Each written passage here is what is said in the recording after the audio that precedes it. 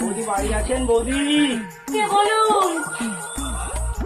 বলছিলাম বৌদি, এই যে বাসন মাঝে সাবান এনেছিলাম, সাবানটাতে খুব ভালো পরিষ্কার হয়, বাসন টাসন পরিষ্কার করতে পারবেন, খুব ভালো। আমাদের কোম্পানি একটার সাথে একটা ফ্রি দিচ্ছে, খুব ভালো জিনিস এটা, একটু ইউজ করে দেখতে পারেন।